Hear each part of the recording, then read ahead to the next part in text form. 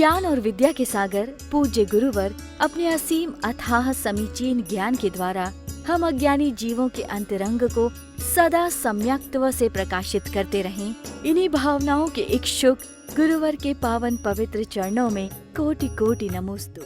क्या है ऐसा वो पता है? तो बस जब आप कार भी चला रहे हो तो भी आप क्या ध्यान रख रहे हो?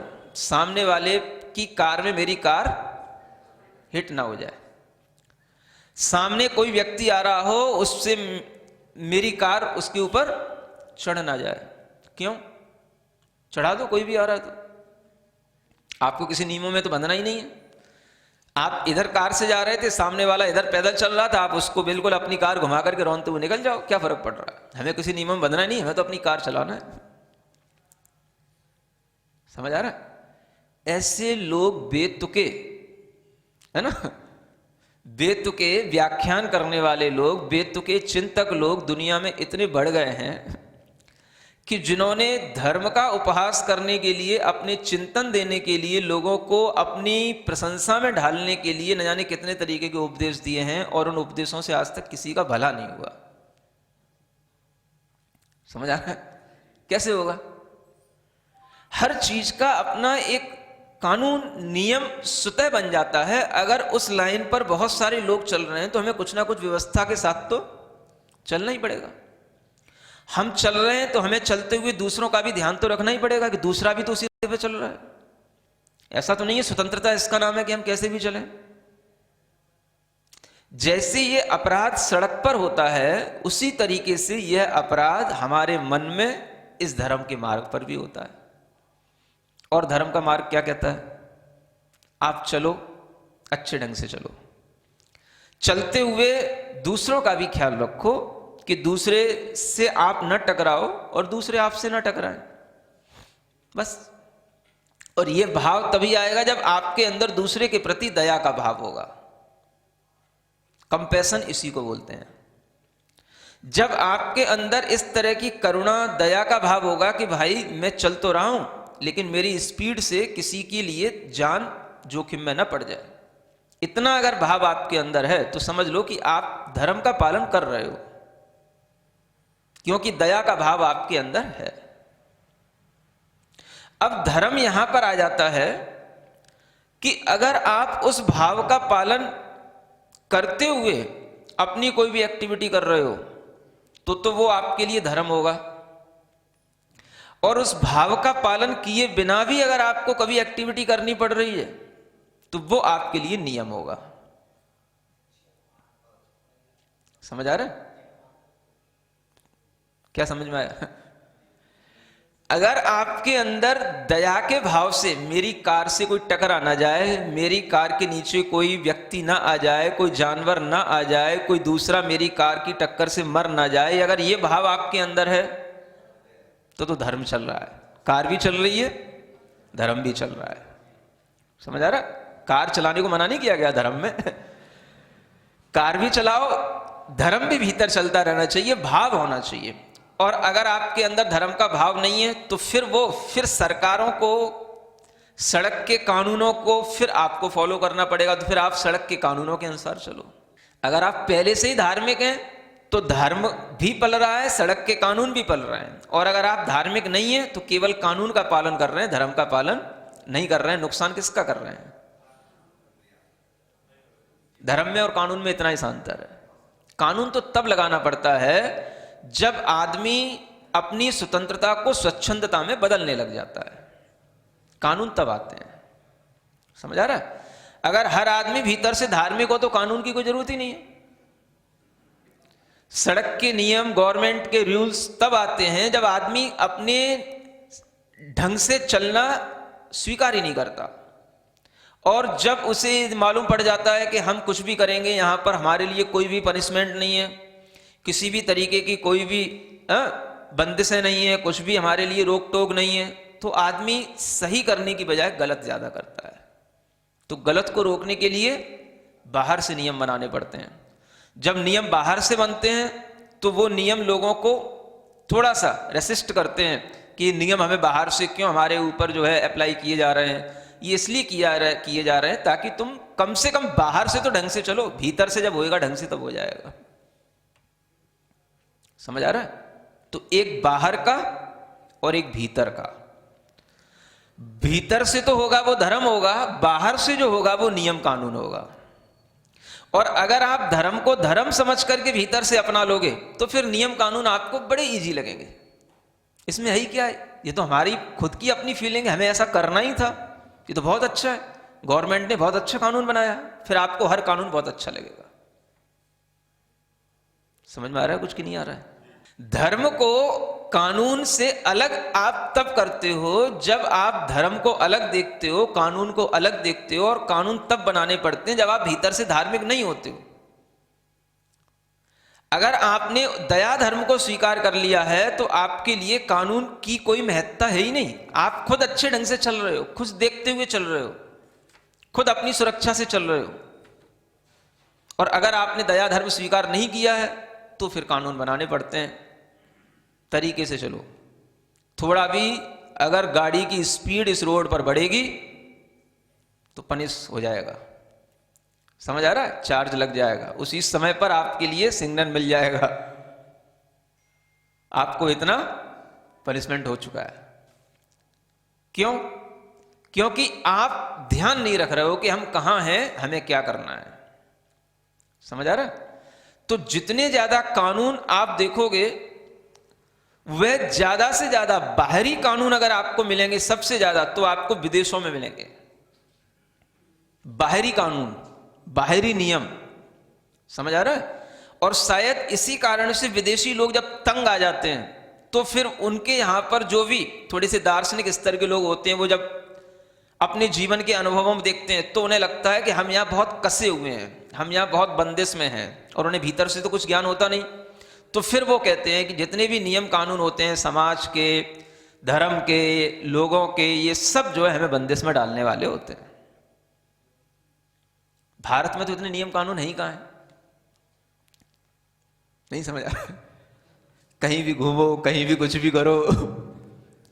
अगर इतना ही नियम कानून होता तो आज ये स्वच्छता का अभियान चलाने के लिए क्यों बरसों निकल गए, 5 साल तो हो रहे होंगे मोदी को, हैं? समझ लो। और कोई स्वच्छता का भी कहीं कोई कुछ ही नहीं, नाम ही नहीं है। जहां सड़क पे जाकर के देखता हूं, जहां पर वो बोर्ड लगा होगा स्वच्छता अभियान अपना है, वहीं पर ढेर कूड़ा पड़ा है। वहीं पर, उसी पॉइंट पर। चल रहा सुबह मेरे सामने में दिखाऊंगा। समझ आ रहा है? तो ये जब देखने को मिलता है तब लगता है कि देखो ये कितना बड़ा उपहास है। समझ आ रहा है ना? देख लेना जाके वो इंटर कॉलेज जहां है ना, उसके बाहर के उसी जगह पर वो बोर्ड लगा, उसी जगह पर लिखा हुआ है स्वच्छता का नियम, उसी जगह पे लिखे, उसी जगह पे ढेर कूड़ा लगा हुआ है। क्या मतलब है? आदमी जब तक अपने अंदर से किसी भी चीज को नहीं अपनाता तब तक कोई भी सुधार जो हम बाहर से करना चाहते हैं वो एक व्यवस्था के रूप में तो रहता है, लेकिन जब तक आदमी नहीं सुधरता तब तक कोई चीज नहीं सुधरती। आदमी को सुधारने के लिए धर्म है। आदमी को अगर नहीं सुधरने में आता है तो उसके लिए जबरदस्ती करने के लिए कानून होते हैं। समझ आ रहा है? अगर आदमी भीतर से धर्म स्वीकार करने लग जाए तो भीतर से उसकी सुरक्षा, उसकी सब कुछ उसके पास में आ जाए और उसी के माध्यम से उसका वह जीवन अपने आप सही ढंग से चलने लग जाए, आत्मा को पवित्रता मिलेगी तो आपको इस दया धर्म का पालन करने से ही मिलेगी। समझ में आ रहा है?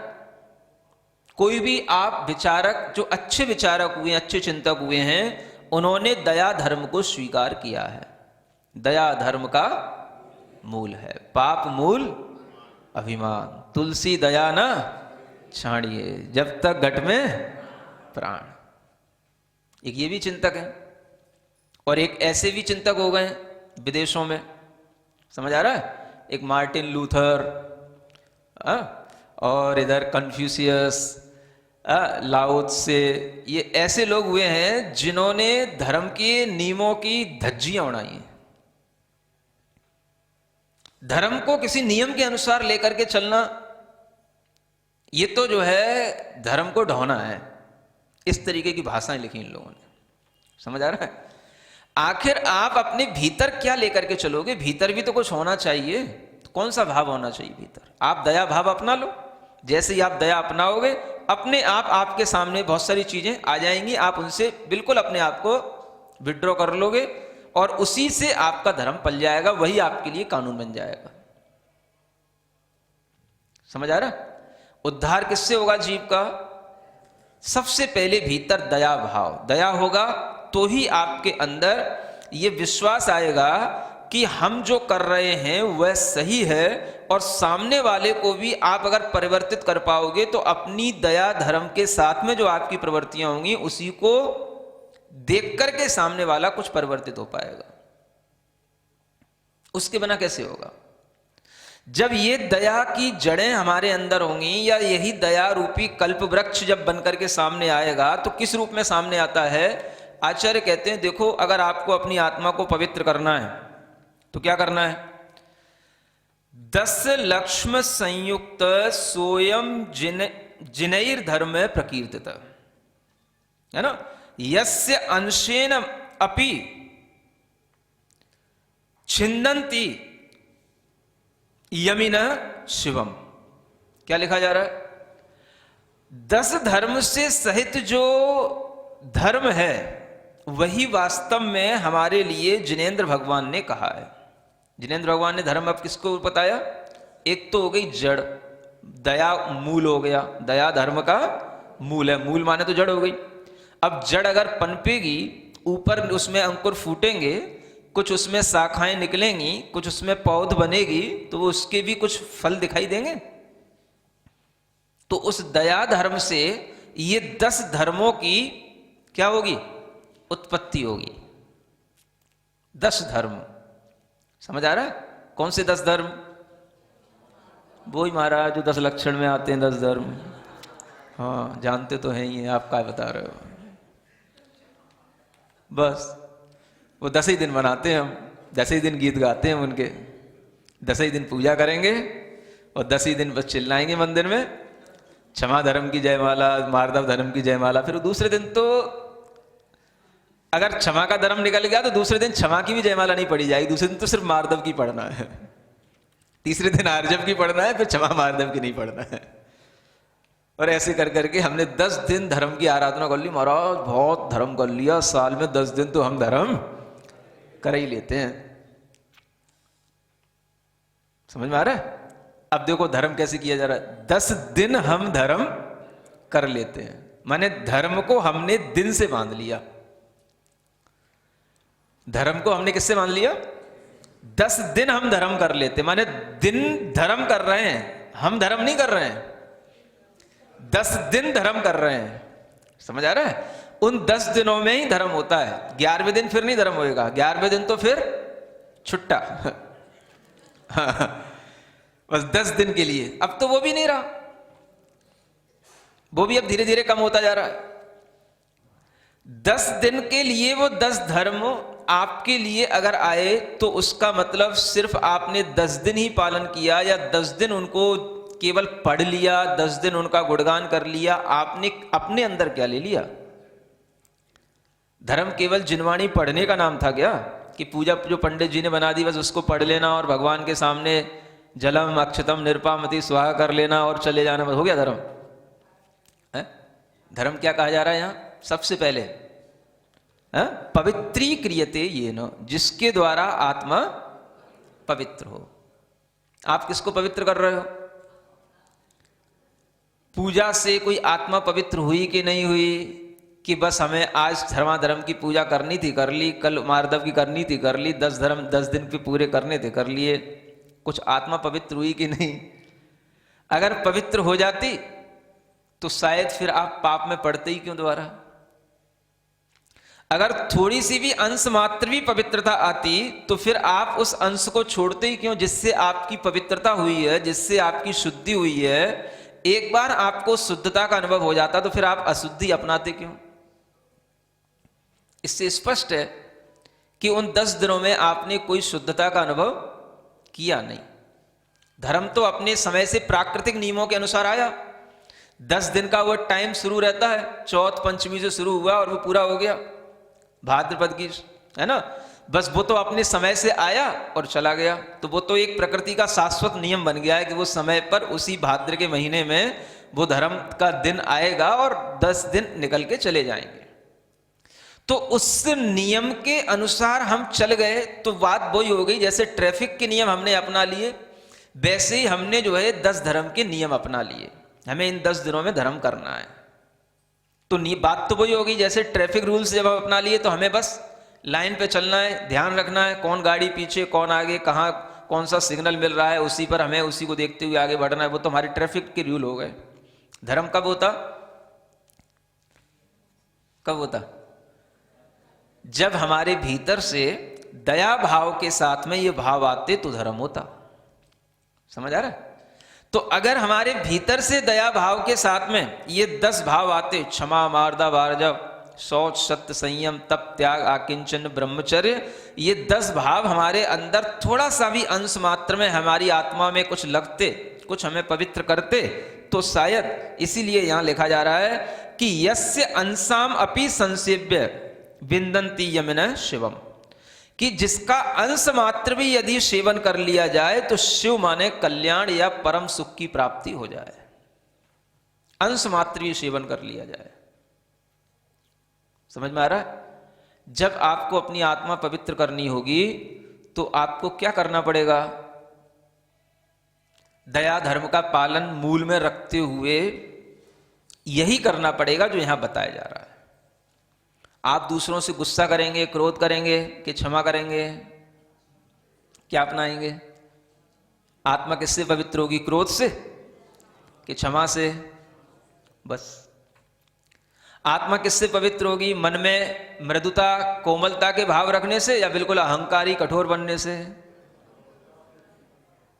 आत्मा किससे पवित्र होगी? छल कपट मायाचारी करने से या सरल भाव से सरल प्रवृत्तियां करने से? आत्मा किससे पवित्र होगी? बहुत ज्यादा लोभ लालच बढ़ा करके बहुत धन परिग्रह इकट्ठा करने से या भीतर संतोष भाव लाने से? किससे पवित्र होगी? आत्मा किससे पवित्र होगी? दूसरों से झूठ बोलने से, असत्य की प्राप्ति करने से, या असत्य वचन बोलने से, या सच्चा सीधा वचन बोलने से आत्मा शुद्ध होगी, पवित्र होगी? किससे होगी? आप असंयमी जीवन अपना करके जैसे चाहें वैसे कुछ भी करें, वैसे चाहें वैसे खाएं, जैसे चाहें वैसे पिएं, जैसे चाहें वैसे उठें, उससे, या आप संयमित जीवन अपना करके अपना एक बिल्कुल डे टू डे जैसे प्लान करते हैं, आपकी बिल्कुल लाइफ स्टाइल बिल्कुल जो है संयमित हो, उससे आपकी आत्मा पवित्र होगी। किससे होगी? सोच लो। आप अपनी इच्छाओं को कंट्रोल करके अपने आप को थोड़ा सा शुद्ध या पवित्र बना पाएंगे, या बिल्कुल जो भी हमारी इच्छा में आए वो हमें करना है? आज ये इच्छा हुई, ये इसकी पूर्ति कल तक नहीं कर पाए, कल दूसरी हो गई, परसों दूसरी हो गई, उसी की करते रहे। हमें यही नहीं पता पड़ा कि हम कौन सी इच्छा को कब तक पूरा कर पाए। कोई भी इच्छा हमारी अंत को प्राप्त नहीं हो रही। कुछ काम बनेगा आपको? आत्मा किससे पवित्र होगी? इच्छाओं के नियंत्रण से या इच्छाओं को बढ़ाते रहने से? इसी का नाम तप है। समझ आ रहा? आत्मा किससे पवित्र होगी? इकट्ठा करते रहने से, संचय करते रहने से, या कुछ निकालते भी रहने से? कभी कभार कुछ दान करना, कभी कभार किसी की सहायता करना, कभी कभार किसी के काम में लगाना, या केवल नहीं बस हमने एक ही चीज सीखी है, ला ला ला ला ला ला, इसलिए सबको लाला कहा जाता है। दादा तो किसी को कहा ही नहीं जाता, समझा ना? बस सब लाला बन जाते हैं। जितने भी दुकानदार हैं सबको लाला, लाला जी, और जी और लगाते हैं उनके साथ। जो इतना अपवित्र कार्य है, लाला जी इतना अपवित्र शब्द है, और इसी से लोगों की प्रतिष्ठा बनती है। समझ आ रहा है? लाला जी कहना माने उसके मुंह पे चांटा मारना है कि तुझे केवल लाने लाने का ही भाव रहता है। और उसी की वो है लोग बड़ाई समझते हैं। हाँ, और किसी से कोई कहते लाला जी, हाँ देखो हमसे कितना अच्छा कह दिया, लाला जी, हाँ बढ़िया, देखो कितना सम्मानजनक शब्द बोलता है। वो लाला जी का मतलब क्या है? बस उसे दादा को तो पता ही नहीं है कि हमें कुछ देना भी है कि देना भी है, बस लाला, बस समझ आ रहा है? तो आदमी इसी में खुश रहता है। तो धर्म क्या है? लाला के दादा जो लाला है वो तो अधर्म है और जो दादा है वो धर्म है। समझ आ रहा है? दादा कोई बाबा कहा जाता है, वाह वाह माने दादा की ही वाह वाह होगी, उसीलिए दादा का एक दूसरा नाम क्या है? बाबा। बाबा का मतलब वाह वाह वाह वाह बाबा।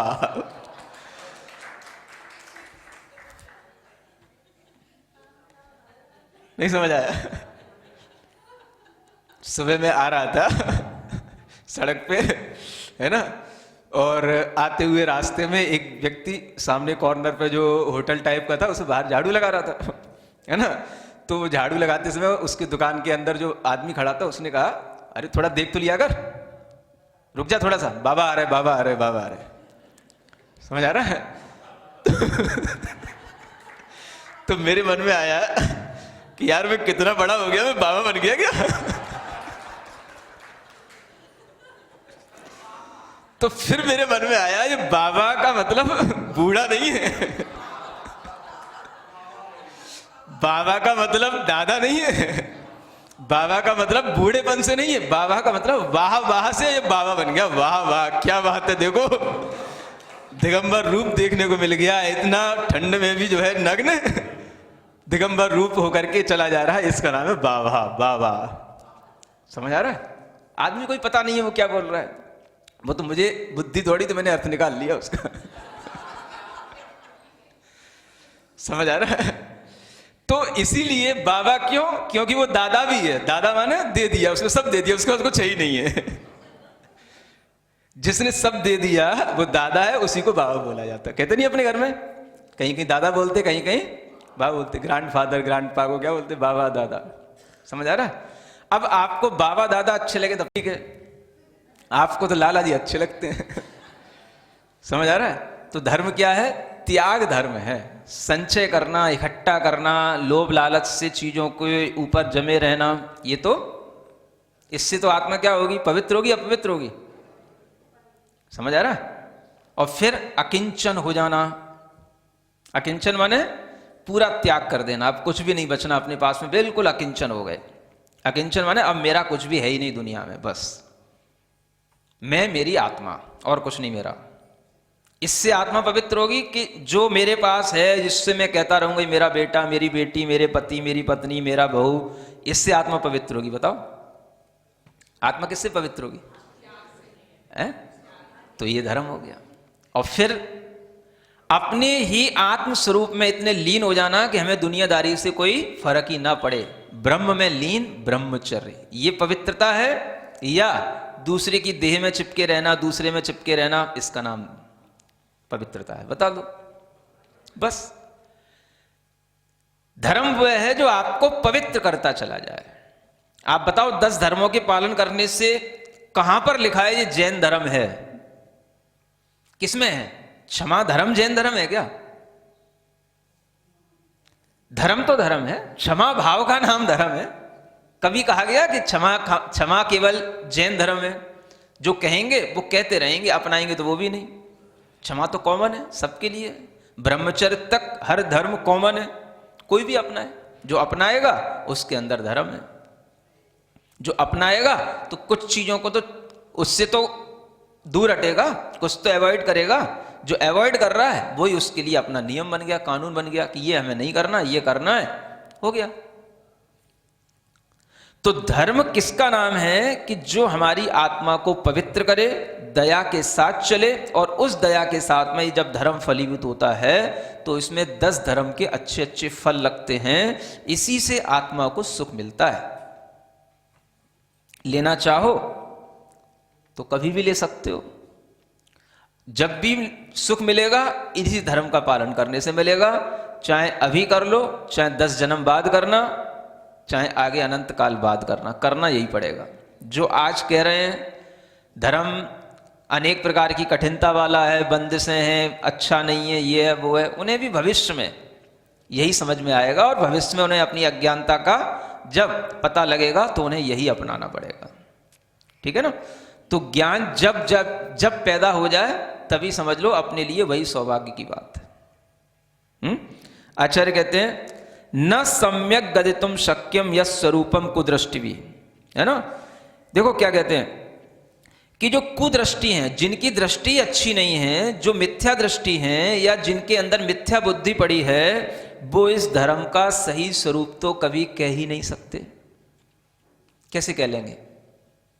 उनकी दृष्टि में, उनके ज्ञान में ही उल्टापन पड़ा हुआ है, तो वह उस सही धर्म को कैसे समझ पाएंगे। इसलिए हिंसाक्ष पोषकई शास्त्रई, इसलिए उन्होंने क्या करा, जिसमें हिंसा बढ़े ऐसे शास्त्र बनाए, जिससे इंद्रियों का पोषण हो ऐसे शास्त्र बनाए, ऐसी रचनाएं की, और इसी शास्त्रों के माध्यम से उन्होंने धर्म का नाश कर दिया। समझ आ रहा? तो धर्म का नाश तो उनने कर दिया जिनके माध्यम से, जिनके उपदेशों से, जिनके धर्म शास्त्रों से लोगों ने केवल अपनी इंद्रियों को, अपने मन को विषयों में लगाया, इंद्रियों का पोषण किया, मन की इच्छाएं पूरी की, न कोई दया धर्म का पालन किया, न कोई अहिंसा का पालन किया, और हमेशा जो है हिंसा आदि कार्यों में ही बढ़ाते गए। उसी को जिन्होंने परंपरा बना ली, उसी को जिन्होंने धर्म बना लिया, उसकी तो बारे में तो कोई कुछ नहीं कहता। और जो अहिंसा रूप परम धर्म है वो अच्छा नहीं लगता। तो जो तुम्हारी बुद्धि खराब है तो अब कोई क्या करे? समझ आ रहा है? आदमी की अगर बुद्धि सही होगी तो उसे हिंसा अच्छी लगेगी, अहिंसा अच्छी लगेगी। समझ लो, एक अहिंसा का रूप है। अगर अहिंसा बढ़ती चली जाएगी तो घर में, समाज में, देश में क्या होगा? सुख शांति होगी कि आतंक फैलेगा? और एक इधर हिंसा को बढ़ाओ, हिंसा बढ़ती चली जाएगी, घर में, परिवार में, समाज में, देश में क्या बढ़ेगा? बस हमें दुनिया की बातें सुनने की जरूरत ही क्या है? लोग धर्म की बड़ी बड़ी परिभाषाएं बनाते हैं, धर्म के लिए बड़े बड़े नई नई शिक्षाएं दे रहे हैं, धर्म के नए नए कानून बना रहे हैं। क्या धर्म होता है? इसके अलावा और क्या धर्म है? अगर आपको हिंसा और अहिंसा समझ में नहीं आई तो आपको क्या समझ आएगा?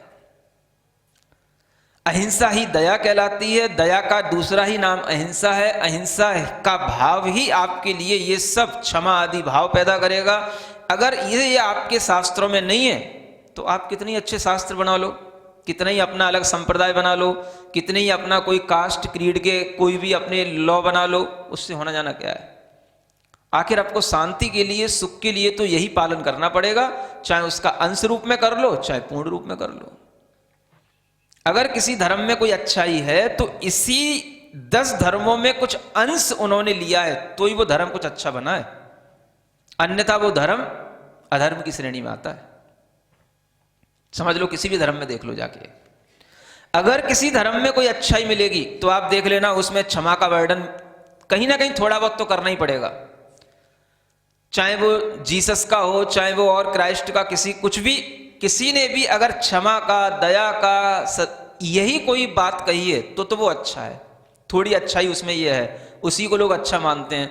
बाकी उन्होंने दुनिया की बातें कही हैं, कोई नहीं सुनता, कोई नहीं मानता। तो जिन्होंने भी दूसरे धर्मों में भी जहां पर भी कोई नियम कानून है, उनमें भी सिर्फ वही अच्छे माने गए लोगों के द्वारा जिसमें उन्होंने इन 10 धर्मों से कुछ अंश ले लिया, तो थोड़ा सा वो कुछ धर्म जैसा बन गया। अगर वो अंश भी नहीं होता तो वो धर्म ही नहीं होता। तो जितने भी संप्रदाय हैं वो देख लें अपने अपने गले में झांक के अच्छे ढंग से। समझ आ रहा है कि अगर उनमें ये 10 धर्मों के कोई अंश हैं तो उनमें कुछ है, और अगर ये नहीं है तो कुछ नहीं है। अंश मात्र भी है तो अच्छा हो जाता है। ये इतने अच्छे धर्म है, समझ लो आप। जिसे बोलते हैं कि अगर आपके पास में सेंट की शीशी नहीं है कोई बात नहीं, अगर थोड़ा सा भी एक ड्रॉप भी है तो भी वो चीज कम से कम सुगंधित हो जाएगी। तो जहां पर धर्म की पूर्णता का बिल्कुल वर्णन किया गया है, वो धर्म कितना श्रेष्ठ होगा ये आप समझ सकते हैं कि जिसके अंश मात्र के ज्ञान से ही दूसरे लोगों ने उसकी आड़ में अपने तमाम परंपराएं, तमाम पाप भी कर रहे हैं, लेकिन जब कभी बात आती है अच्छाई की तो यही सामने लेकर के आते। देखो हमारे यहाँ भी तो लिखा हुआ है दया धर्म का पालन करना, हमारे यहाँ भी तो लिखा हुआ है हिंसा नहीं करना, हमारे यहाँ भी तो लिखा हुआ है सत्य बोलना। तो यही चीज पहले सामने आड़े आ जाती है। समझ आ रहा? मन चाहे तो पाप कर लिया, मन चाहे हिंसा कर ली, और जब किसी ने अपोज किया नहीं तो हमारे यहां भी तो ये लिखा हुआ है। फिर लिखा हुआ है, फिर क्या? तो उसकी आड़ में ये काम करना। समझ आ रहा है? तो धर्म के आड़ में ही अधर्म होता है। अधर्म किसकी आड़ में होता है? हाँ। पाप किसकी आड़ में होगा? पुण्य की आड़ में पाप होता है। समझ आ रहा है? तो इसलिए यहां पर कहा जा रहा है कि जब भी व्यक्ति के अंदर धर्म का भाव आएगा, वह उसके अंदर से स्वयं उसकी आत्मा को पवित्र करेगा, और यही पवित्रता का पैमाना ही धर्म का होने का पैमाना है कि उसके अंदर धर्म आ रहा है ना? इतना ही आप लोग ध्यान रखें कि धर्म की ये भावना अभी आगे और भी बताई जानी है, इसी के अनुसार अपने भावों को बनाएं। ज्ञान लक्ष्मी घनाश्लेष प्रभवानंदन नंदितम निष्ठितार्थमजं नौमि परमात्मानमव्ययम्। आचार्य शुभचंद्र देव विरचित ज्ञानार्णव ग्रंथराज में 12 भावनाओं का वर्णन किया गया है, जिसमें धर्म भावना का वर्णन सुनाया जा रहा है, चल रहा है। धर्म के बारे में जो लोग अपनी धारणाएं गलत बना करके रखते हैं, उन्हें धर्म के फल को देख कर के ही अपनी धारणा बदल लेनी चाहिए। धर्म का फल क्या होता है, धर्म के फल किस प्रकार के हमें सुख देते हैं, धर्म से ही हमें कौन कौन सी लक्ष्मियाँ प्राप्त होती हैं, और धर्म की तुलना किन किन बहुमूल्य चीज़ों से की जाती है, यह समझने के लिए यहाँ पर आचार्य महाराज एक श्लोक लिखते हैं। श्लोक नंबर 4। चिंतामणिर्निधिर्दिव्यः स्वरधेनुः कल्पपादपाः धर्मस्यैते श्रिया सार्धं मन्ये भृत्याश्चिरन्तनाः। कहते हैं, ये धर्मस्य एते श्रिया माने धर्म के ये श्री माने होता है लक्ष्मी। धर्म की लक्ष्मी के साथ में हमें ये सब चीज़ें भी मिलती हैं जो बताई जा रही हैं। चिंतामणि, कभी नाम सुना आपने? चिंतामणि पारसनाथ तो सुना है। चिंतामणि अपने आप में एक मणि है, जिसके आगे चिंता करने से उस चीज़ की उपलब्धि हो जाती है, उसको कहते हैं चिंतामणि। ऐसी मणि भी होती हैं। रत्न के रूप में वह दिव्य मणियाँ यदि कहीं पर भी प्राप्त हो जाए तो वह जो विचार किया जाए वही उसको उपलब्ध हो जाता है। इसी तरीके से दिव्य निधियाँ भी होती हैं। 9 निधियाँ जो आपने सुन रखी हैं, विशेष रूप से चक्रवर्ती को ही उपलब्ध होती हैं, लेकिन चक्रवर्ती को जो निधियाँ उपलब्ध हुई हैं, उन निधियों से लाभ तो सामान्य प्रजा भी उठा लेती है। जब चक्रवर्ती के काल में जो प्रजा जहाँ पर जन्म लेती है और जहाँ पर प्रजा चक्रवर्ती के समक्ष रहती है, तो वह भी उन निधियों के पुण्य का भाजन बन जाती है। पुण्य तो चक्रवर्ती का है, लेकिन उसका फल सबको मिलता है। तो ये 9 निधियाँ भी पुण्य से, धर्म के फल से प्राप्त होती हैं। एक होती है स्वर धेनु, जिसे हम काम धेनु कहते हैं। धेनु के आगे भी काम शब्द लगा है। काम माने इच्छा। जो इच्छा की जाए उस धेनु के आगे वो पूरी हो जाती है, उसको कहा जाता है कामधेनु। यह भी दिव्य चीज़ें हैं, चक्रवर्ती के पास मिलेंगी, स्वर्गों में मिलेंगी, ये सब संपदाएं। जिस मनुष्य के पास में जितना धर्म होता है, उस धर्म के फल से ही ये चीज़ें उसे स्वतः उपलब्ध होती हैं। ज्ञान और विद्या के सागर पूज्य गुरुवर अपने असीम अथाह समीचीन ज्ञान के द्वारा हम अज्ञानी जीवों के अंतरंग को सदा सम्यक्त्व से प्रकाशित करते रहें। इन्हीं भावनाओं के इच्छुक गुरुवर के पावन पवित्र चरणों में कोटि कोटि नमोस्तु।